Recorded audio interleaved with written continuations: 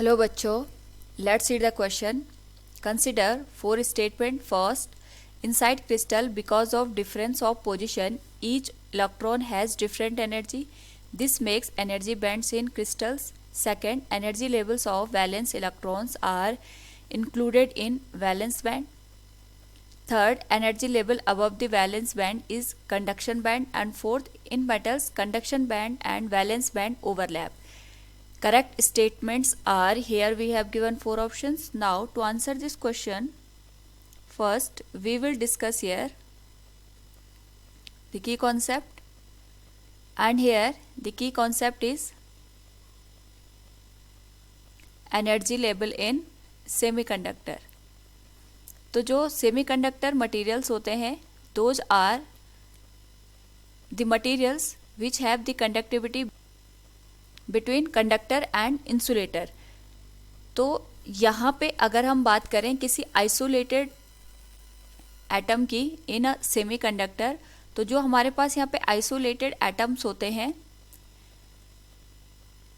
उस केस में सपोज हमारे पास ये न्यूक्लियस हो गया और इसके सराउंडिंग में यहाँ पे इलेक्ट्रॉन्स अवेलेबल होते हैं जो कि यहाँ पे न्यूक्लियस का राउंड लगाते हैं. तो किसी केस में इसके सराउंडिंग में अगर कोई भी अदर एटम प्रेजेंट नहीं है, तो यहाँ पे जो इलेक्ट्रॉन्स की पोजीशन होती है ये अनअफेक्टेड होती है बाय एनी अदर एटम, क्योंकि इसके सराउंडिंग में यहाँ पे कोई भी चार्ज या कोई भी इलेक्ट्रॉन या कोई भी अनदर एटम प्रेजेंट नहीं है. बट जब भी हम बात करते हैं यहाँ पे, जब हमारे पास यहाँ पे किसी मटेरियल को हम कंसिडर करते हैं which is not isolated, like जब हमारे पास कोई क्रिस्टल स्ट्रक्चर बनता है, तो crystal structure of the material में जो भी हमारे पास एटम होगा उसके सराउंडिंग में यहाँ पे अनदर एटम भी प्रेजेंट होते हैं. सपोज हमारे पास सिलिकॉन है, तो सिलिकॉन के जो एटम हमने लिया है इसके सराउंडिंग में यहाँ पे अनदर एटम भी प्रेजेंट होते हैं.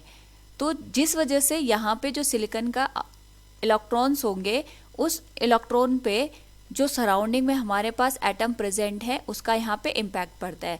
जैसे यहाँ पे सिलिकॉन का इलेक्ट्रॉन है तो यहाँ पे वो दूसरे इलेक्ट्रॉन को रिपेल करेगा, या जो सिलिकॉन का न्यूक्लियस है वो इस इलेक्ट्रॉन को यहाँ पे अट्रैक्ट करेगा. ड्यू टू दिस यहाँ पे अगर हम देखें तो इसकी जो एनर्जी होगी it will get change. Similarly अगर हम यहाँ पे दूसरे इलेक्ट्रॉन की बात करें तो इस पर भी जो सराउंडिंग के एटम्स होंगे, सराउंडिंग के चार्जेस होंगे, उसका इम्पैक्ट पड़ेगा. लेकिन यहाँ पे अगर हम फर्स्ट इलेक्ट्रॉन और सेकंड इलेक्ट्रॉन को कंपेयर करें तो इनकी पोजीशन यहाँ पे यूनिक होती है. यूनिक होने का मतलब ये हो गया कि यहाँ पे जो हमारे पास फर्स्ट इलेक्ट्रॉन प्रेजेंट है या सेकंड इलेक्ट्रॉन प्रेजेंट है, इनकी सराउंडिंग में एक जैसे चार्जेस अवेलेबल नहीं होते हैं, जिससे यहाँ पे difference of surrounding of charges की वजह से इन पे जो इम्पैक्ट पड़ेगा या इनका जो एनर्जी लेवल यहाँ पे डिस्ट्रीब्यूशन होगा वो डिफरेंट होगा. तो ये हमारे पास हर एक इलेक्ट्रॉन के केस में होता है या हर एक एटम के केस में होता है कि यहाँ पे हर एक एटम के अंदर जो इलेक्ट्रॉन्स प्रेजेंट होते हैं, we can say electrons have unique position, और इनकी यूनिक पोजीशंस होने की वजह से ही जो इनकी सराउंडिंग में चार्जेस होते हैं इनका यहाँ पे अलग से डिफरेंस पड़ता है. Surrounding charges have different impact on each electron. तो जिस वजह से हमारे पास यहाँ पे we can say inside crystal because of different of position each electron has different energy. This makes energy band in crystal. तो हमारे पास जो ऑप्शन फर्स्ट है it is true. now अगर हम बात करें यहाँ पे टाइप ऑफ एनर्जी लेवल की, तो हमारे पास यहाँ पे सेमीकंडक्टर या क्रिस्टल के अंदर किसी भी मटेरियल के अंदर दो टाइप के एनर्जी बैंड होते हैं. एक होता है कंडक्शन बैंड और दूसरा होता है हमारे पास यहाँ पे वैलेंस बैंड. तो जो हमारे पास वैलेंस इलेक्ट्रॉन्स होते हैं इनकी वजह से जो एनर्जी लेवल हमारे पास यहाँ पे एग्जिस्ट करता है, we can say due to the valence electrons the energy level is known as valence band.